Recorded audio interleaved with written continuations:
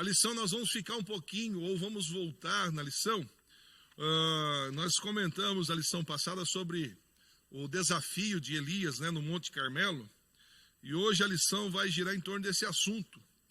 Mas fica tranquilo que não vai ser repetitivo nem cansativo. É um assunto interessante que nós vamos ministrar nessa manhã. Elias e os profetas de Baal e de Azera e Baal, né? Então nós vamos já.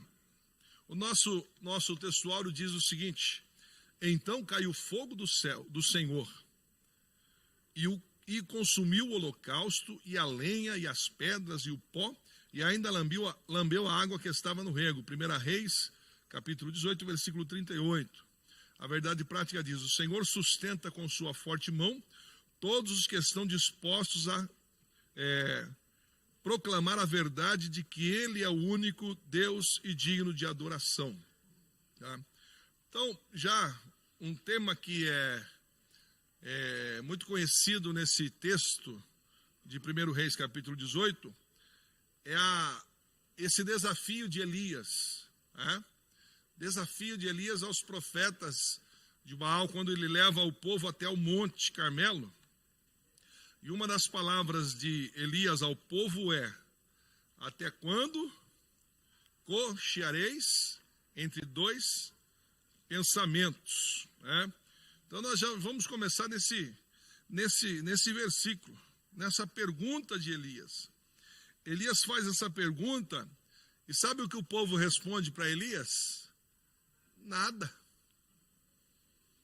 Elias chega com a pergunta: até quando vocês vão cochear entre dois pensamentos? E o povo não responde nada. Mas vamos entender um pouco sobre cochear e pensar. O que seria o pensar? Né?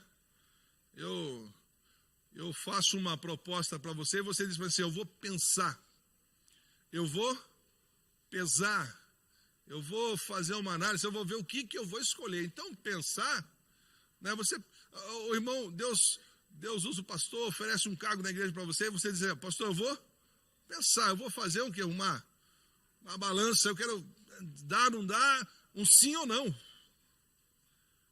Mas agora o povo já está pensando, só que agora o problema é o quê? Cochear entre esses dois pensamentos. Sabe o que é esse cochear? É uma pessoa manca. É uma pessoa que pende para cá e pende para lá.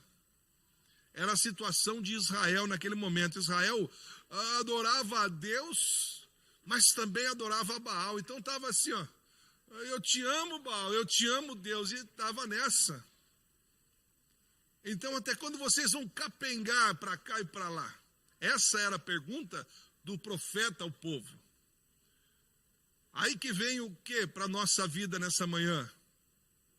Uma verdade que para muitos pode ser até uma verdade triste, mas, irmão, não adianta. Não, eu sirvo a Deus, mas eu tenho uma quedinha. Não dá. Ou serve a Deus, ou serve a Baal. Por isso que eu falei, a lição vai entrar com os dois pés hoje. Para quê? Para a gente acordar. Não dá. Deus não divide a glória com ninguém. Nós estamos aí no momento de despedida. Tem gente partindo toda hora. Se não estiver firme com Deus, não adianta. Não adianta. Ou nós estamos do lado de Deus, estamos do lado de Baal. Isso aí Deus já propôs lá no livro de Josué, lembra? Josué chama o povo e o que Deus fala? Ó, vocês podem escolher. Só que vocês escolham morte ou vida. Ou vocês escolhem a bênção ou a maldição. Ou vocês escolhem servir ao Senhor ou aos outros deuses. Servir a Deus é a Deus, não é a outros deuses. Não dá para servir. Nós vamos ver mais à frente a lição, vamos correr aqui. Mas a lição já nos impacta com essa instrução.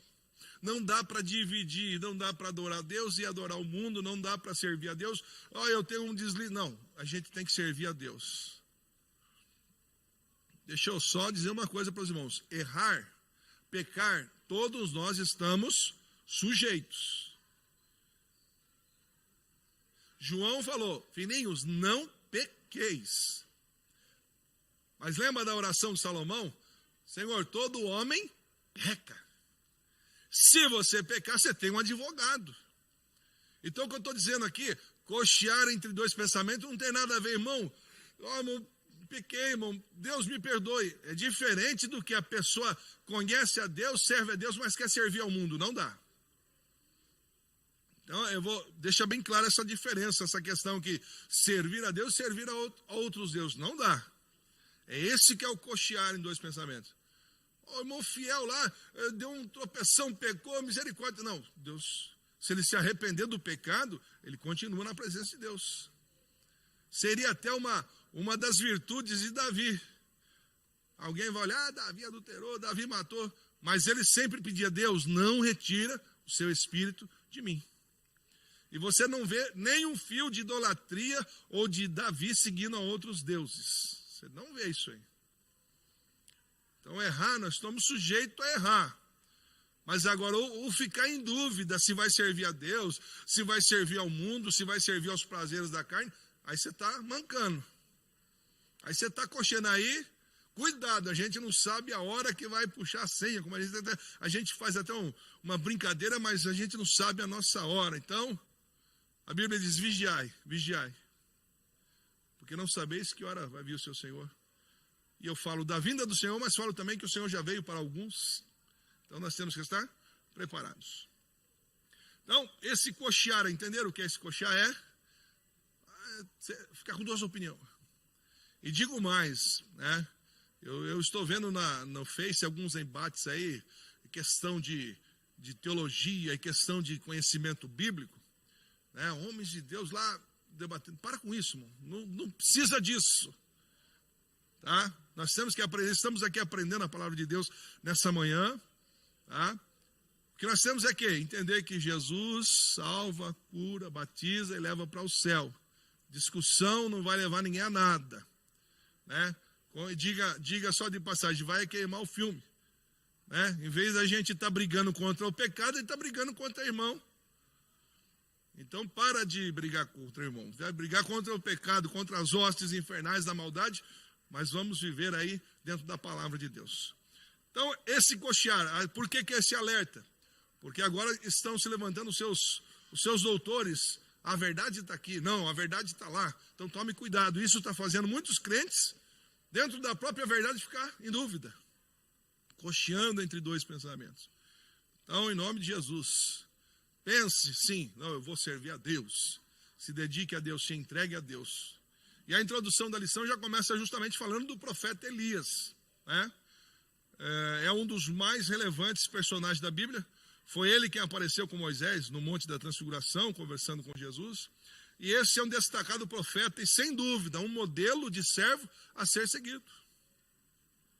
Então, quer seguir o exemplo? Aí tem um exemplo. Nós temos os nossos exemplos hoje. Nós temos homens de Deus que dá para copiar, sim ou não? Sim. Nós temos homens piedosos que trabalham na obra de Deus, que são exemplos para nós, que a gente pega muita lição. E também tem os personagens da Bíblia que Deus levantou homens e dá para a gente. Dá. Não, irmão, mas isso aí era só lá na Bíblia. Era só o Elias que era o super-homem, não. Lembrando o que Tiago disse? Homem, sujeito às mesmas paixões. Então nós vamos ver aqui algumas coisas durante a lição. Mas não significa que ele era o super-homem, não. Ah, irmão, então o que Elias fez dá para mim fazer também? Depende, se você estiver sujeito a ser igual a Elias. Ser um homem de Deus, dá. Deus é o mesmo, Deus não mudou. A gente muda, a gente vai se esfriando, mas Deus não mudou. Então, sem dúvida nenhuma, Elias é um modelo de servo perseverante e fiel para todo cristão. Aí alguém está pensando, mas lá na frente ele falhou. Calma, já chega lá. Calma. Ele também era sujeito às mesmas paixões. Tá? Mas cheio de confiança. E como, apesar de tudo o que fez, expôs sua humanidade ao cair em desânimo. Tá? Então nós vamos ver durante a lição aí. O primeiro tópico da lição vai falar do desafio do Monte Carmelo. Né? O zelo de Elias diante de um confronto.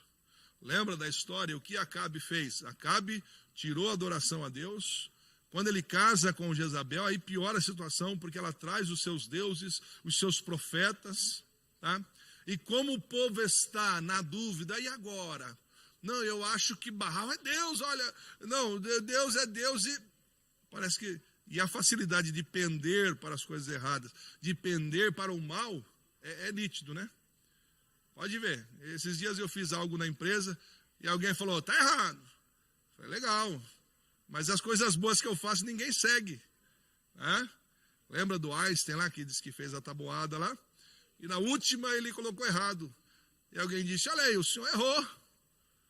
Falou, mas as 9 questões que eu acertei, ninguém observou. Então, o povo está mais para olhar o nosso erro, copiar o nosso erro, do que copiar os nossos acertos. Tá? Então, o zelo de Elias era o quê? Trazer esse povo de volta à adoração a Deus. Olha o tema da lição, né? O plano de Deus para Israel em meio à infidelidade da nação. A nação está infiel, mas ainda Deus tem alguém lá para trazer esse povo de volta para a verdadeira adoração. Então, devido à apostasia do povo e à falta de liderança espiritual do rei Acabe e de outros que lhe antecederam, Elias, como alguém que conhece muito bem o Deus que serve, viu-se na condição de lançar um grande desafio. Tá? Elias lançou um grande desafio. Vou mostrar para vocês verem quem é Deus. Então, qual que era a preocupação do Elias? Mostrar a glória de Deus e a preocupação com a salvação do povo. Então vai aí, a gente que tem responsabilidade, a nossa preocupação nessa manhã, quem está pregando, quem está cantando, quem está cuidando, quem está ministrando, é o quê? Qual que é a preocupação? Será que é com a minha popularidade? Não. É preocupar-se com o nome de Deus, a glória de Deus, se Deus está devidamente sendo adorado, e a salvação do povo, a preocupação com a saúde espiritual do povo. Então Elias tinha essa característica, um servo de Deus e com essas preocupações. Já que ele já tinha vindo de umas experiências, o quê? Elias já sabia que Deus cuidava. Elias já sabia que Deus era o Deus da vida, porque já tinha ressuscitado o filho da viúva. Elias já sabia, conhecer o Deus que fala, que conversa com seu povo, que fala, orienta. Então Elias já vinha vindo aí de uma experiência tremenda com Deus. E eu louvo a Deus porque tem irmãos assentados aqui que têm experiência com Deus.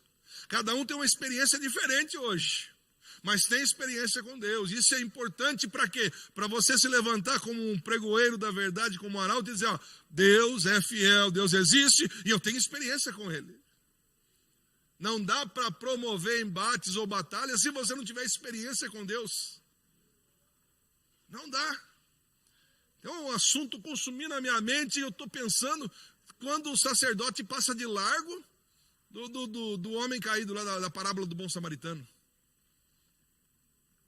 Porque ele fez o quê? Se ele usou a religião, ele não podia tocar no morto.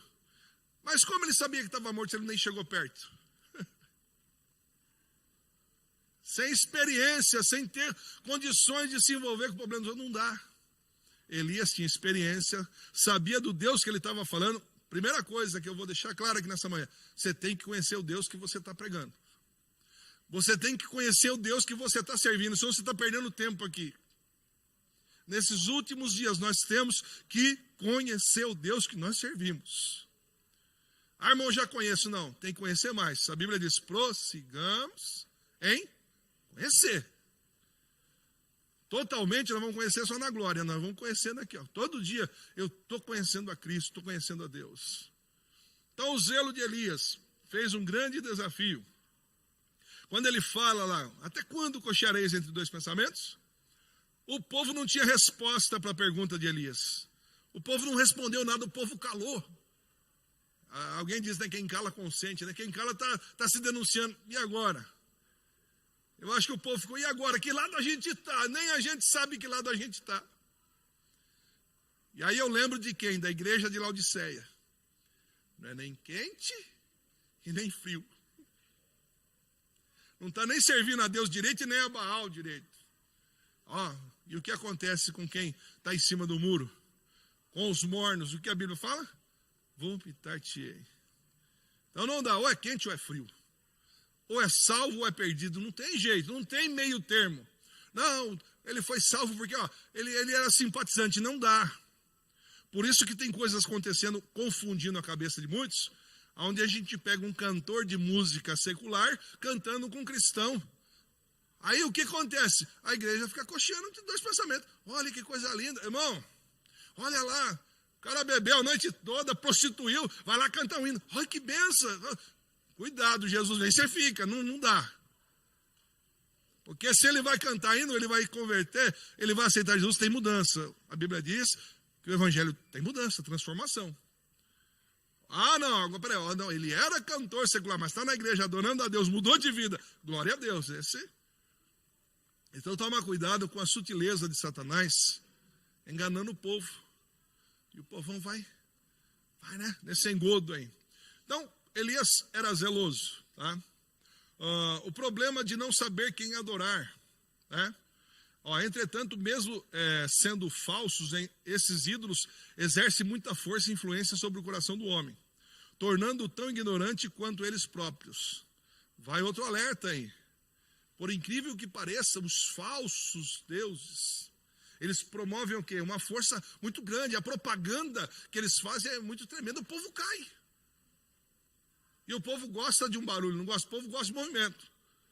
Se falar assim, vai ter oração, e nós vamos orar para Deus curar, você vai ver que é reduzido.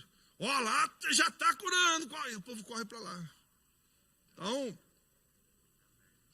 Então, esses deuses, falsos deuses, conseguem promover a atenção do povo. Então é isso que nós temos que conhecer o Deus que nós servimos, para quando chegar no embate, a gente saber, não, eu sirvo ao Deus vivo, ao Deus verdadeiro. Tá? Deus não aceita coração dividido. Essa é a realidade. Ou você se entrega a Ele, ou nada feito. Lembra que Paulo chega a dizer que ele é um escravo de Cristo. Quer dizer, eu estou preso a Cristo, eu estou junto, eu sirvo a Ele. Tá? Então, vale destacar que os ídolos não precisam necessariamente ser físicos. O que é isso? Não precisa ser uma imagem. Tem gente que não está adorando uma imagem, uma escultura, mas está adorando um carro, um cargo, um filho. E o entendimento é que tudo aquilo que toma o lugar de Deus é uma idolatria. Tá? A Bíblia condena isso. Isaías capítulo 44 vai dizer o seguinte: olha o homem, que ignorância do homem. O homem vai lá na mata, corta uma árvore, Isaías capítulo 44. Pega aquela árvore, se aquenta ali do frio, faz uma fogueira, ele aquece a sua comida e pega o restinho e faz um Deus. E aí no final de tudo vai se dobrar perante aquela madeira, perante aquela imagem que ele fez, que Deus já havia condenado. Não farás imagem de escultura. Mas olha a ignorância do homem, ao ponto que ele chega a adorar aquilo que ele mesmo criou. Tá? Então qualquer coisa que está tomando o lugar de Deus se torna um ídolo. E tudo aquilo que se torna ídolo na nossa vida é idolatria. Tá? Jesus alertou, não dá para servir dois senhores. Tá? Não dá. Ou serve a Deus ou serve a Mamon. Elias está falando, ou você serve a Deus ou você serve a Baal. Não tem problema a escolha de vocês. Só que tem que decidir. Não dá para ficar dividido. Até porque acho que o mais triste é o quê? Ficar dividido e Jesus vem ficar. Não, Senhor, mas um dia eu estava na igreja, outro dia eu estava escorregado. Não, vai ficar, não adianta, não tem meia salvação. Tá? Quando as 10 virgens acordam, que as 5 loucas dizem, dá um pouco do azeite. Não dá, Espírito Santo não divide. Se o pai é crente, o filho tem que ser crente. Se a mãe é crente, o filho tem que ser crente. Se a esposa é crente, a esposa tem que ser crente. Mas não dá para dividir. Não, minha esposa é mais ou menos, mas eu sou bem crente. A Bíblia diz que o marido santifica a esposa santifica o marido. Mas na salvação não. Cada um tem que estar consciente da sua salvação. Não dá para capengar ou para ficar sem saber o que escolhe. Tá? Então o desafio do fogo. Elias faz um desafio. Elias tinha certeza de que Deus era com ele. Tá? Então, Deus já tinha falado com Elias. Elias vai lá, procura Acabe e diz para ele que vai chover. Então Elias já tinha essa resposta de Deus. Já tinha. Elias já sabia. Elias tinha comunhão com Deus. Deus já tinha falado, vai chover, Elias. Pode ir lá que vai chover. Aí eu pergunto para os irmãos, se não houvesse esse Monte Carmelo e chovesse, será que o povo ia sair desses dois pensamentos? Pergunto para os irmãos, será que se Elias chega, Acabe, vai chover, pode ir tranquilo para sua casa, e começa a chover, Com certeza alguém ia dizer, Baal demorou, mas atendeu. Com certeza. Por isso nós temos gente aqui, nesses dias nós temos pessoas que estão iludidas, porque tem que ter um embate, tem que ter um confronto. Você e eu, nós temos a responsabilidade de provar para essa humanidade quem é o nosso Deus. Irmão, o povo tem que ficar, não, peraí, o Deus, nós temos que mostrar quem é o nosso Deus. Porque se chove, ia continuar do mesmo jeito. Tem gente que está arrastando, até eu brinco, né? Tem crente que é que nem a sarça lá de Moisés. Está queimando, mas não se curva, não se dobra. A casa está caindo, ele ainda continua ruim, continua ainda servindo dois senhores. O fogo está pegando, mas ele não se curva, não se dobra. Então poderia ter passado os 3 anos e meio de seca. Poderia perdido muita gente, mas se chove ali... aí o profeta, com certeza, direcionado por Deus, convoca o povo. Antes da chuva, vai ter um desafio, nós vamos mostrar quem é Deus, antes da chuva. Antes de chover, nós vamos mostrar quem é Deus. Amigão, você está querendo uma bênção, mas antes da bênção chegar, nós vamos mostrar para você quem é Deus. O importante é saber o Deus que você serve, é conhecer. O milagre depois vem. A bênção depois vem, mas primeiro, conhecer a Deus. Isso é tremendo, irmão. Porque o milagre a gente já sabe que Deus faz, sim ou não? Mas tem muita gente que não conhece esse Deus. Ou está em dúvida. Então, entra-se o embate aí. Para quê? Para ver. Primeiro, nós vamos mostrar quem é Deus. Tá? E vocês lembram da história? Eu vou resumir. Lembra que faz o desafio, o povo sobe até o Monte Carmelo, e entendemos que lá no Monte Carmelo havia um altar que era do Deus verdadeiro, mas estava largado. Não vou entrar em detalhes, mas com certeza tinha um altar que foi abandonado, esqueceram de Deus, mas ainda estava lá ainda. Mesmo desmontado, mas ainda estava lá ainda. Então agora, o desafio é o quê? Pega os profetas de Baal, deu 850 homens, põe lá o bezerro, põe o sacrifício e começa a clamar. O Deus que responder com fogo, os irmãos já sabem a história. Mas o que é interessante é o quê? Olha a convicção de Elias no desafio, eu marquei esses detalhes aqui. O que Elias fala para os profetas depois de tanto clamar? Viu? Clama em alta voz. Porque Elias conhecia o Deus que os seus ouvidos não estão agravados, ele está escutando. Mas o seu, não sei não, começa a gritar para ver se ele escuta. Olha outro ponto aqui interessante que eu marquei. Pode ser que o Deus de vocês está falando com alguém. Aí Elias conhece o Deus que fala com ele. O povo está clamando, você está clamando com Deus, deve estar conversando com alguém, não está te ouvindo. Mas o Elias conhecia o Deus que conversava com ele, com o profeta. Elias continua desafiando o povo, e isso vai irritando aqueles profetas, que eles chegam a um ponto de ficar irritados e fazer coisas inusitadas. Terceiro ponto, talvez o Deus de vocês está fazendo outra coisa. Enquanto o Deus que Elias conhece é o Deus que trabalha pelo seu povo. Jesus falou, meu pai trabalha, eu trabalho, meu pai trabalha até hoje. E trabalha pela igreja, trabalha pelo povo dele. Elias continua, quem sabe o seu Deus não está viajando? Olha que Deus fraco, viajando não pode estar... Elias conhece o Deus onipresente, ele está aqui, ele está lá, ele está em outro lugar, ele está presente nos 4 cantos dessa terra. Elias conhece esse Deus. Aí Elias fala, será que o Deus de vocês não está dormindo? Porque o meu não dorme, não tosqueneja, aleluia, é o guarda de Israel. Elias conhece. E por fim, eles começam a fazer o quê? A se cortar. E aí, você não precisa derramar sangue não, Jesus já derramou sangue na cruz por você e por mim. Mas o sacrifício já foi feito. Elias sabe do Deus que não aceita sacrifício de tolos. E o povo está lá, no embate. E vai, ponto. O Baal não respondeu.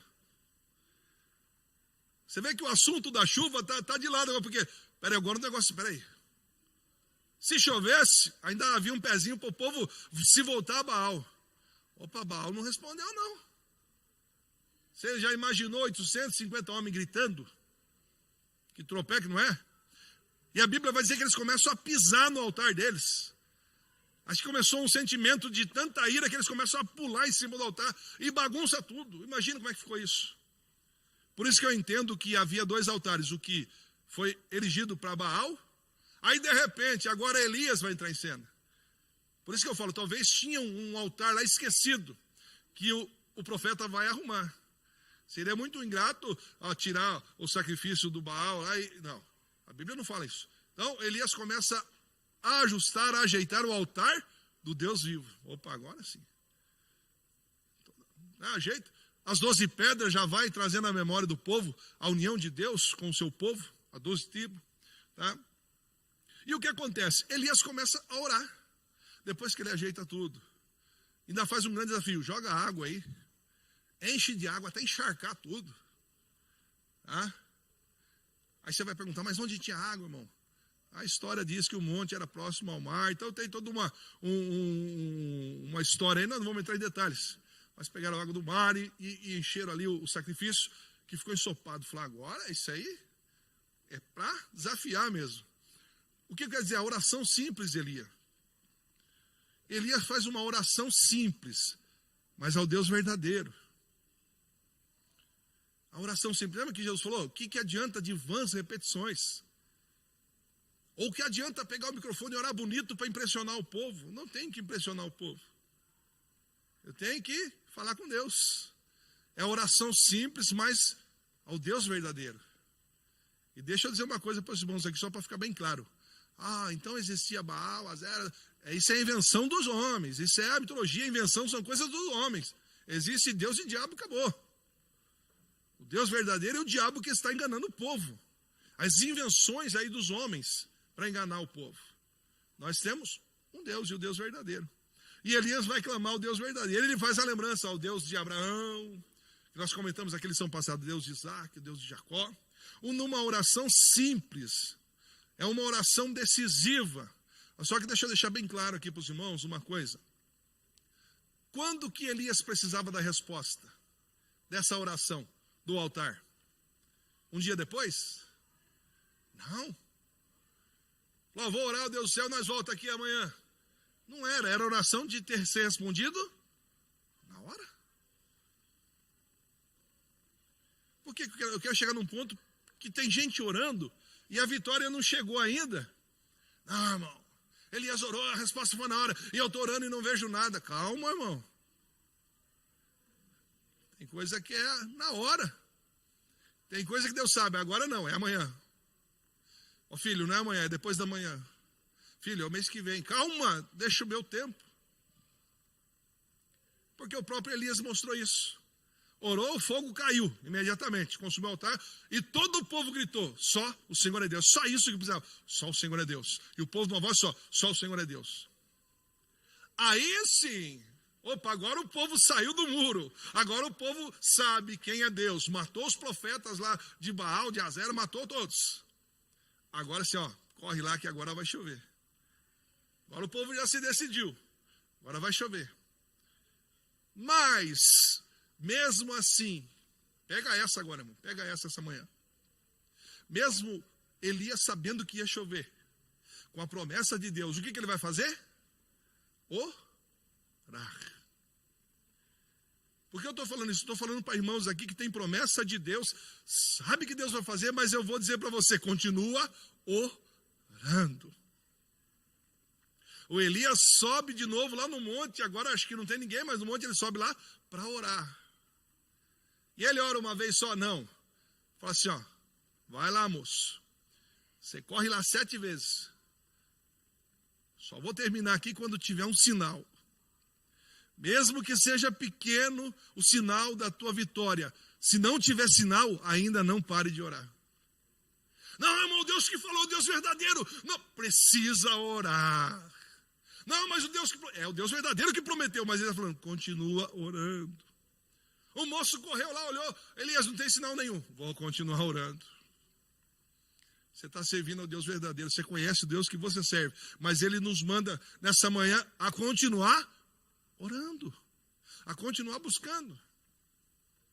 Quando você vê o sinal, agora sim, Pode ir, que agora vai acontecer.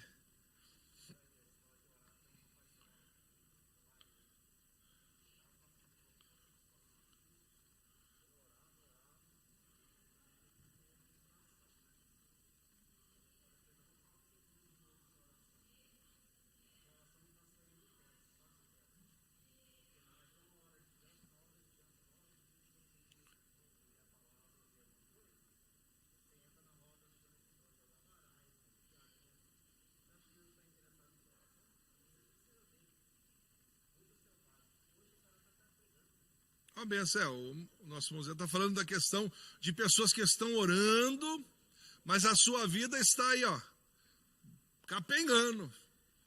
Irmão, não dá para compartilhar na roda dos escarnecedores e de noite estar aqui dando glória a Deus. Não dá. Não dá para ficar o dia inteiro falando palavrão e chegar de noite, glória a Deus. Não dá. Não dá. Por isso que Deus nos desperta nessa manhã. Ô filhão, ou você é crente de verdade, ou então desvia, vai embora. Mas se converta. Deus está falando, se converta. Seja crente de verdade. Seja fiel de verdade. Sai do muro, mas cai para o lado quente. Não dá, irmãos, para ficar vendo pornografia e depois, de noite eu vou. Não vai ver glória nenhuma. Não dá. Aí o crente ora. Aí é diferente. Ora, mas falta arrumar o altar. Falta consertar o altar. A pessoa pode até conhecer o Deus verdadeiro, ter experiência, mas quando começa nessa situação, tem que acertar o altar de novo. Tá? Então a oração pelo fogo foi na hora. Mas a oração pela chuva, já sabia que ia ter chuva. Porque o fogo não tinha promessa. Deus falou com Elias, Elias, vai lá, é hora que eu vou derramar fogo do céu. Não tinha. Elias falou, o negócio é o seguinte, meu Deus responde com fogo. Responde com fogo. Embora lá com Moisés, os magos de Faraó, lá os feiticeiros fizeram alguns milagres, mas no final, Moisés prevaleceu.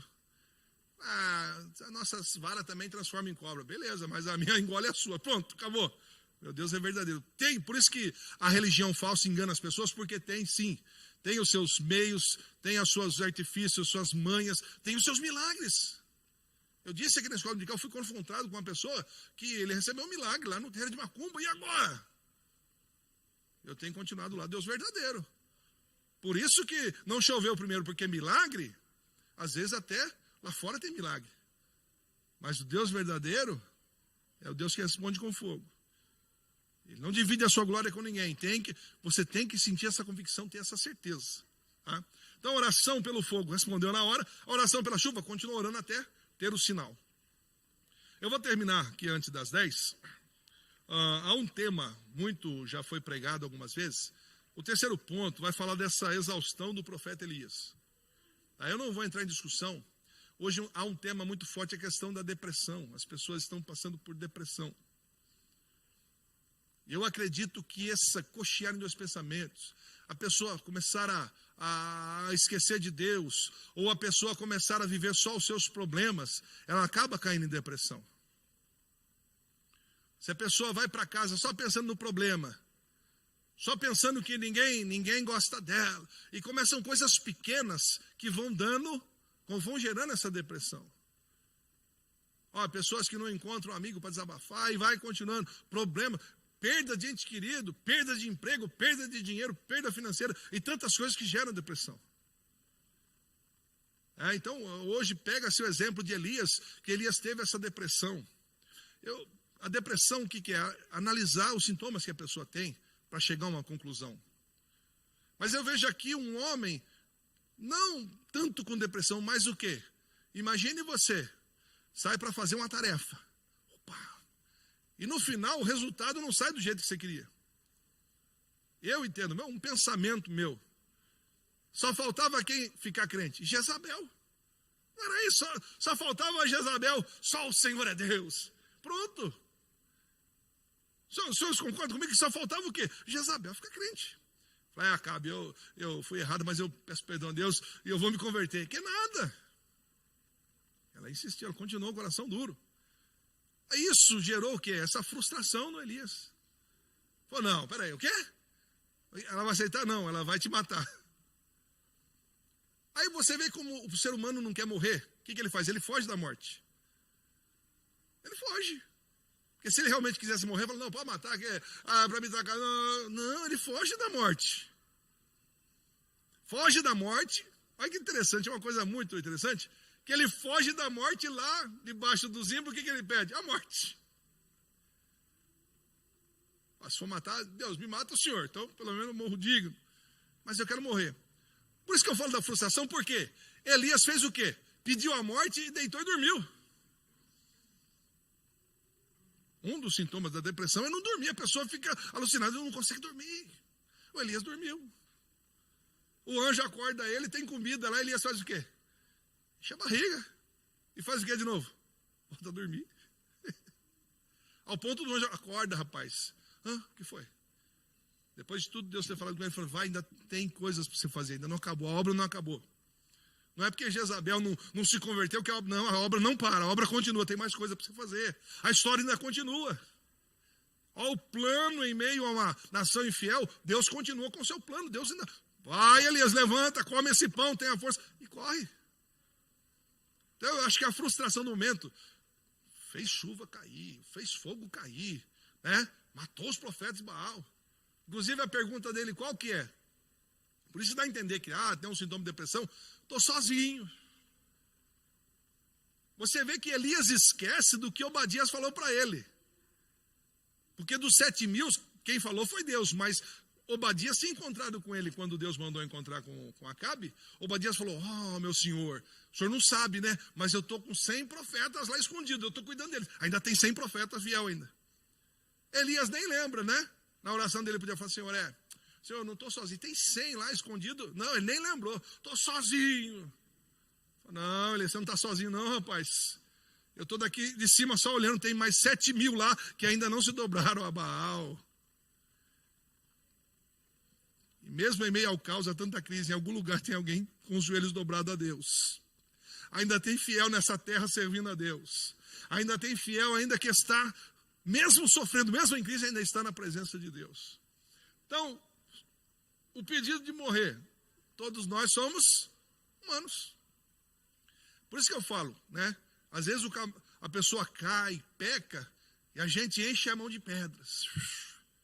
Sabe que o pastor não está vendo? O pastor não está... Calma, irmão, nós todos estamos no mesmo situação, no mesmo barco. Estamos sujeitos. Mas você vê que tem coisa que arrepia os cabelos. Você lembra, fulano? Uma vez caiu, rapaz. Porque pode acontecer? Pode. Você acha que o diabo está interessado no carro, na casa, no dinheiro? Não, ele está interessado na sua vida. Está interessado em tirar você da presença de Deus, porque sabe que você é uma bênção, sabe que através de você muita gente vai conhecer a Deus, então o diabo quer acabar com você. Então ele vai minar, vai procurar. Então, Elias pediu a morte, Elias ficou desanimado. É comum, pode acontecer? Pode. Podemos sofrer isso? Podemos. Então, antes de atirar pedra, antes de murmurar, antes de julgar, vamos ajudar. Fala, Senhor, tem misericórdia, para que eu não caia. E levanta o que está caído. Tá? E a resposta de Deus aí, Elias teve a oportunidade de confessar o seu estado de desespero. Agora, uma coisa que fica bem claro aqui. Com quem que Elias conversou? Para quem Elias foi chorar? Para quem Elias foi conversar? Porque a pessoa que está no estado de depressão, ele não consegue nem procurar Deus mais. É muito difícil, tem que ajudar. Mas mesmo na situação, ou em princípio de depressão, ou com uma derrota, ele foi falar com Deus. Então eu deixo aqui nessa manhã, finalizo aqui. Vai conversar com Deus. Não, irmão, mas conversa com Deus. Mas resolve, falar com Deus resolve. Não, ninguém me escuta. Fala com Deus. Abre a porta do quarto, fecha ela, fala com Deus. Lembra de Ana? Foi mal interpretada. O que você está fazendo? Eu estou falando com Deus. Estou conversando com Ele. Ele pode te levantar. O estado que você tiver, Deus pode te levantar e te abençoar. Então fica claro aqui, esse desafio. Antes do milagre, a gente tem que conhecer o Deus que a gente serve. Estamos sujeitos às mesmas paixões? Sim. Mas nós temos um Deus verdadeiro. E que nos escuta. traz a resposta. Irmão, se você entrar no quarto e orar, irmão, Deus vai aparecer para mim? Eu não sei. Deus vai falar em alta voz do quarto? Não sei. Só sei de uma coisa, que ele vai responder. Seja enviando alguém, seja você abrindo a palavra e lendo, seja ouvindo, eu não sei. A resposta vem, eu não sei como é que vai ser. Cada um tem uma experiência diferente com Deus. Não vou falar para você que é automático, que você entra no seu quarto, eu vou ouvir uma voz e um fundo musical. Calma, mas Deus vai falar com você, como tem falado comigo de várias vezes. Eu já fui na igreja e falei, Senhor, fala comigo. Sabe como ele falou? A irmã abriu um texto lá, de Salmo 46, aquietai-vos, sabei que eu sou Deus. Irmão, coisa linda. Deus falou comigo. E eu queria que levantasse um profeta e fosse girando e põe essa mão na minha cabeça, chamasse pelo nome. Deus falou através da palavra. Por isso que a gente tem que estar atento. Deus fala no testemunho, na palavra usa alguém. Então fique atento. Amém, meus queridos? Deus que abençoe os irmãos. Fazendo algumas breves considerações aqui para a gente finalizar esse estudo. Elias é o profeta, é o servo de Deus, é o profeta de Deus, erguido para combater o baalismo. O baalismo é uma cultura pagã daqueles povos vizinhos que estavam ali nas regiões onde Israel estava estabelecido como nação. O baalismo havia infiltrado-se infiltrado-se na nação israelita, a tal ponto de que o povo havia abandonado o concerto com o Senhor, a aliança com o Deus de Israel, através da lei de Deus, do cumprimento da lei de Deus. E isso se tornou ainda mais pernicioso por causa da aliança do rei de Israel com uma sacerdotisa e uma princesa também chamada Jezabel, ali da nação vizinha ali de Tiro e Sidom. Então, a ideia do baalismo, ela ainda também está presente nos dias de hoje. O baalismo, ele tem um tripé. Está presente essa cultura do baalismo, esse Deus, Baal. Meu Deus, às vezes eu fico admirado de ver o tanto que a nação de Israel foi assim, influenciada, foi assediada, foi tentada por esse Deus, por esses deuses pagãos. E a ideia do Deus pagão está presente no mundo. E o Deus pagão, ele tenta anular a aliança que nós temos com Deus. Quantas vezes nós vemos até no meio da igreja algumas coisas lá de fora entrando aqui para dentro? Me desculpe o pleonasmo de entrar para dentro. Mas se infiltra aqui no meio de nós.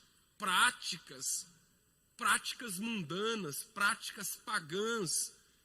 E o povo daqui da igreja começa a achar tudo isso lindo e maravilhoso. Não é assim? Por exemplo, o culto pagão era um culto. O culto pagão era um culto o culto pagão era oferecido, o povo ia cultuar o Deus pagão, e o culto pagão era regado a entorpecentes. E muitas vezes a gente vê tentando entrar no meio da igreja bebida alcoólica. E às vezes a gente fica ouvindo, gente que vai fazer um churrasquinho lá, um almoço. Não, a gente bebe com moderação. Irmão, isso é prática de cultura pagã. Nós somos um povo separado para Deus. Outra coisa que o povo vai achando bonito e vai querendo entrar, a tatuagem. Aí o pessoal está todo tatuado, todo lascado de tatuagem, ignorando a aliança que nós temos com Deus, de que nós somos o templo, o nosso corpo é templo do Espírito Santo. Isso significa o quê? Pastor, mas e aí? A pessoa se converteu? Irmãos, é claro que se a pessoa se converteu, todos nós, de uma forma ou de outra, quem viveu no mundo, traz e se converte, às vezes tem sequelas de uma vida, de uma época, de uma vida que ele viveu sem Deus. Por exemplo, a pessoa viveu no mundo, numa vida de promiscuidade, chegou na igreja com HIV, às vezes vai servir a Deus até o fim da vida ou até Jesus voltar com HIV. E às vezes Jesus não vai curar do HIV. E às vezes aquela situação é uma sequela de uma época, de uma vida que ele viveu sem Deus. Mas a pessoa cometeu um crime, se converteu dentro da cadeia. Às vezes vem para a igreja. Ele vai ser sempre um ex-presidiário. Ele vai ter na vida dele, na ficha corrida, na capivara dele, a época de... Paulo tinha problema de consciência da época, tinha problema de consciência.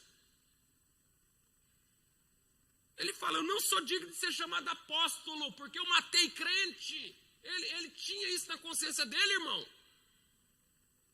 Então tem coisas que, agora, são coisas que entram para dentro da igreja, o povo começa a achar bonito, daqui a pouco está todo mundo querendo fazer. E não é nada bonito. Não tem nada de bonito nisso. Por isso, irmão, que eu sei que eu sou chato e xarope. Às vezes a pessoa, eu tenho problema, irmão. O camarada vem contar testemunho das coisas que ele fazia no mundo. Detesto isso. Me perdoe, está até gravando aqui, mas eu detesto isso. Você tem que falar que você era pecador, irmão. Eu não quero saber dos detalhes do pecado que os irmãos faziam quando estava no mundo. Não me interessa. E eu acho que não interessa para a igreja. Não interessa para a igreja. O camarada matou, roubou, estuprou, fez o diabo a quatro. Aí depois ele chega na igreja e acha que é bonito subir no púlpito e contar o que ele fazia. Eu não quero saber, irmão. Sabe por quê? Porque senão eu vou começar a ficar com medo das pessoas. Se você falar para mim que você matou o cara, roubou, destroncou o camarada, arrancou a cabeça dele, colocou fogo na pessoa, eu vou ficar com medo de você, irmão. Eu não vou nem querer dar paz do Senhor para você. Eu vou ter medo do irmão desse. O camarada era pedófilo quando não era crente, irmão. É melhor não me contar essa história. Ou se contar, conta no particular para o pastor. Eu vim do mundo, a pessoa era homossexual lá fora, vem contar a coisa da época que ele era prostituta, homossexual. Irmão, isso não interessa e edifica a igreja? Alguém quer saber dessas histórias aqui? Desses detalhes sórdidos? Desses detalhes aí? Não me interessa o que vocês faziam. Por quê? Porque esses pecados todos está escrito na Bíblia, irmão. Ou a gente entra na Bíblia ou a gente vai fazer outra coisa. Porque a Bíblia diz que Deus pegou os nossos pecados e jogou no mar do esquecimento. Aí se Jesus pegou tudo isso e jogou no mar do esquecimento, eu não quero saber, Deus também não quer saber do que você fez, e a igreja também não interessa, isso não interessa. Agora, irmãos, eu não mereço estar aqui porque eu era um terrível pecador. Fala que você era um pecador que eu já entendi tudo. Todo mundo aqui era pecador. Você matou, roubou. Então, tem coisa que não interessa. Lógico, eu não estou ignorando o poder de Deus. A gente acredita que Deus transforma. Agora, são marcas de uma época. Agora, não adianta a gente achar que isso é bonito. Eu era um ladrão que assaltava banco de mão armada, não sei o que, piriri, começa a contar essas histórias, essas aventuras alucinantes. Não interessa. Então, tem marcas que tem lá do... Agora, chega aqui na igreja, começa a achar bonito. Nós somos o templo do Espírito Santo. E o que é pecado continua sendo pecado. A única marca que o povo de Israel carregava no seu próprio corpo, na Bíblia, é o que a gente conhece como circuncisão. E a circuncisão era uma marca da aliança que toda pessoa do sexo masculino carregava em si, e ela era escondida, que é a circuncisão. Não era para todo mundo ver. Entendeu?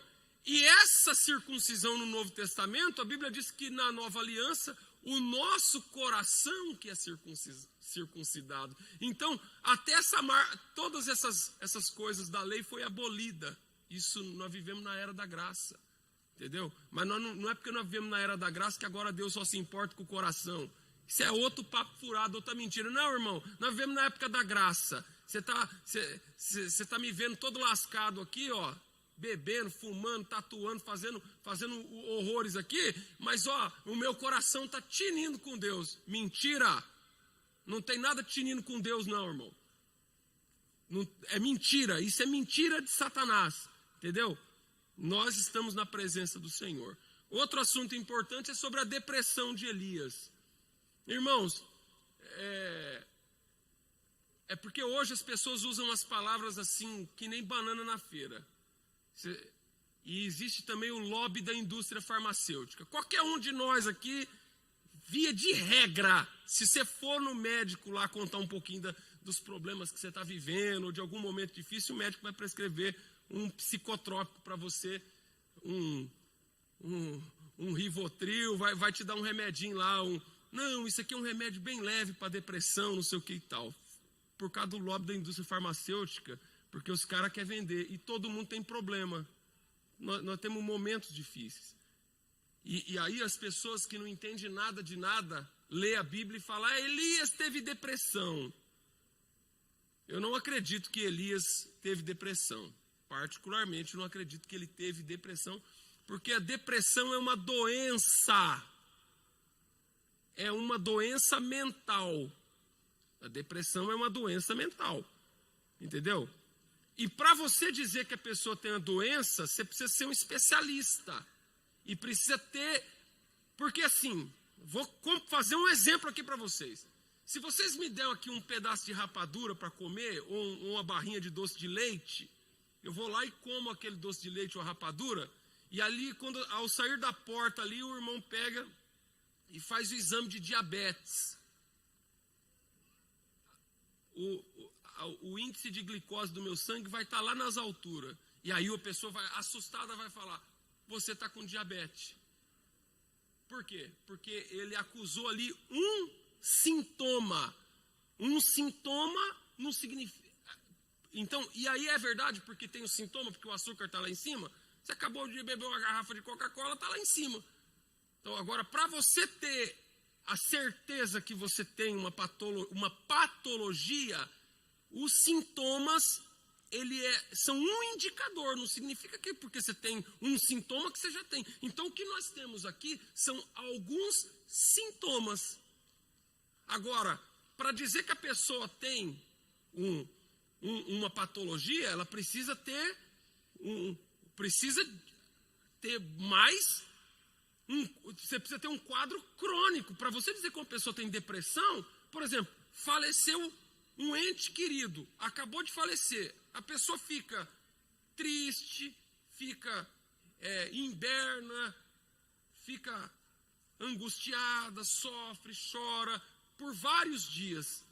Dá para dizer que ela está com depressão? Mas se você olhar aquele quadro, aquele retrato daquele momento, ela vai estar com sintomas de depressão.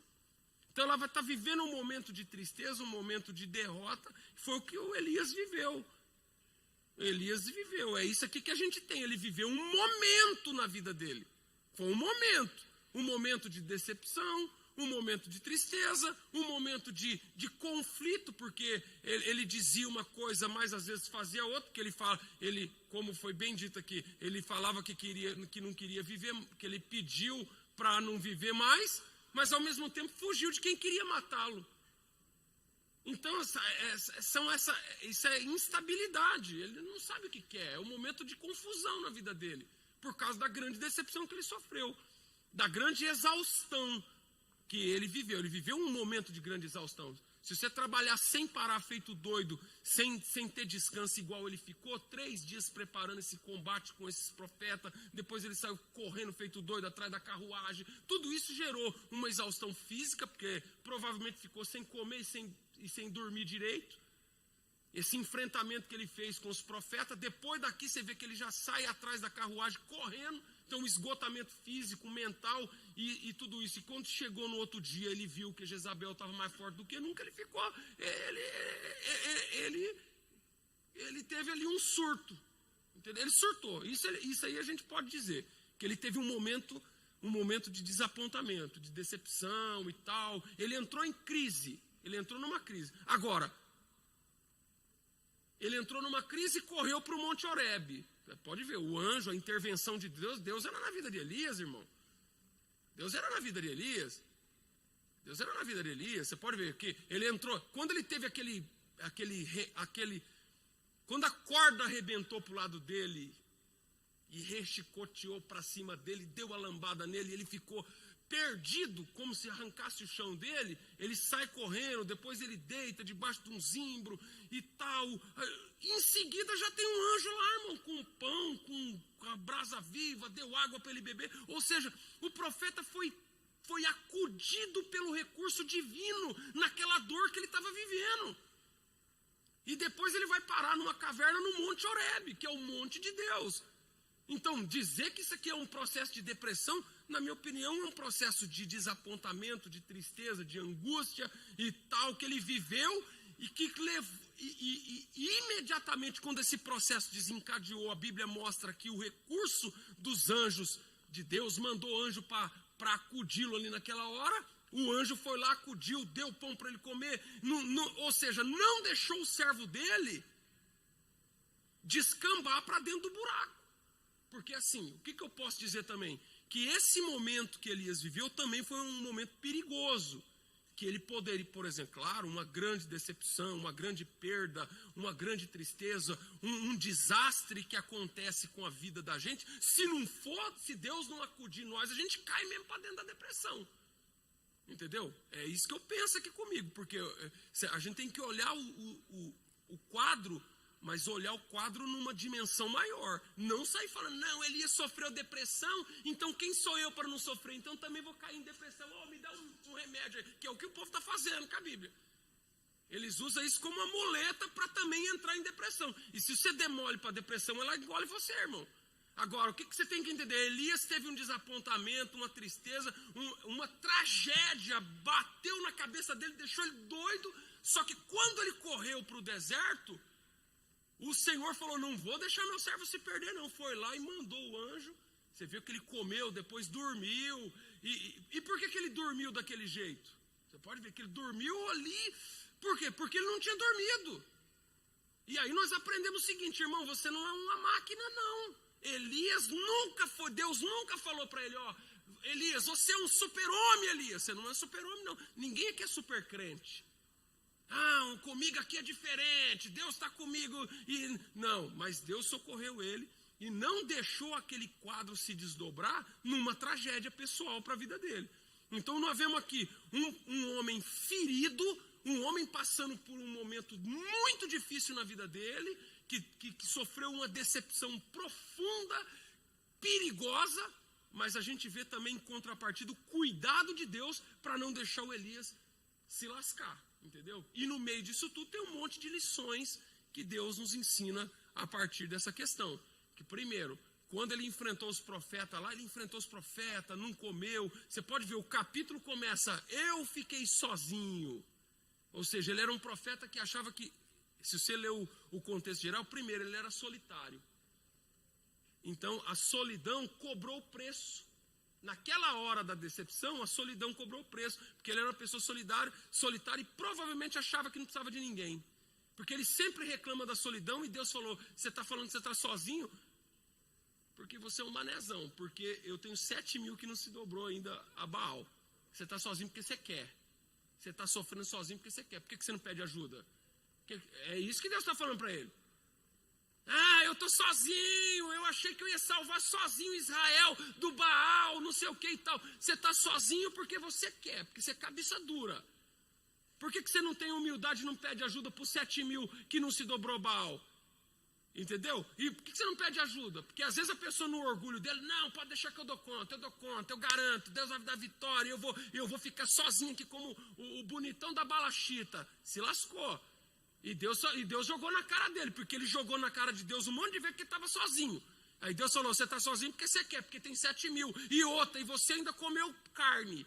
Porque quando você estava lá no Ribeiro do Querite, eu mandava carne e pão para você. E esses que tá 7.000 aí, ó, que você está achando que você é o último biscoito do pacote, esses 7.000 estão a pão e água o tempo todo. Você ainda comeu uma carninha, você ainda comeu um filezinho, teve um churrasquinho para você ainda, irmão. Você está reclamando de barriga cheia. Entendeu? Esses que estão sofrendo. Porque às vezes a gente acha que a gente é o que mais sofre. A gente acha que a gente é o que mais sofre, a gente acha que a gente é o que mais luta, que a gente é o que vai mover o mundo, que a gente é vítima do mundo. E aí ele está falando, tem gente que tem 7 mil que não se prostrou a Baal e que sofre mais do que você. Entendeu? Então vamos ajustar os nossos ponteiros aqui, que é o que ele estava querendo cobrar, né, de Deus, né? Vendo com aquelas reclamações, com aquele ciclo, aquele ciclo de pessimismo que bateu na cabeça dele, acabando com ele. Então Deus falou, vamos ajustar, você quer conversar? Vamos conversar, vamos colocar tudo em prato limpo. E colocou, tem 7 mil, e você está aí batalhando sozinho, por que você não pediu ajuda? Por que você não lutou com um companheiro? Porque ninguém chega a lugar nenhum sozinho. Entendeu? E outra coisa, já que você está falando que não está bom, eu já preparei um outro profeta para entrar no teu lugar, tá? Aí na hora que falou que ia colocar outro no lugar dele, sabe o que ele fez? Tá bom, aí ele levantou e foi. Irmão, você está achando que o mundo vai parar por causa de você? Tem gente que acha, não, se eu parar, a obra de Deus acaba. Se eu parar, o grupo acaba. Se eu parar, se eu sair daqui, a igreja não anda mais. Até parece que a obra de Deus depende de mim. Até parece que a obra de Deus depende de você. Irmão, nós estamos aqui por favor e graça de Deus. Na hora que Deus falou, já coloquei... Você pode ver que Deus, na verdade, irmão, não era para ele ter fraquejado. E Deus lascou com ele ali naquela hora. Deus falou, já arrumei outro para colocar no teu lugar. E não tem conversa. Não tem mais. Você pode ver que quando o Eliseu chegou na parada, ele não recebeu o Eliseu com Eliseu, vem cá, porque Deus te escolheu para você ser o meu sucessor. Vou passar tudinho para você não ter problema. Que nada. Ele saía andando, o Eliseu atrás dele, ele falou, rapaz, vai para lá, vai para lá, vai para lá. E o Eliseu atrás dele, vai para lá, vai para lá. E o Eliseu seguindo ali a pisada dele, ele falou, rapaz, esquece de mim, Eliseu. E o Eliseu não dava sossego. Por quê? Porque ele não queria. Ele não queria que o Eliseu tomasse o lugar dele. Irmão, a gente que não põe a barba de molho não, para ver se Deus não... Você vai ficar dando mole aí? Então, acabou, irmão, não teve conversa. Você falou, Deus não aceita esse tipo de coisa, não. Deus é duro. Então é isso aí, tá bom? Que Deus abençoe vocês.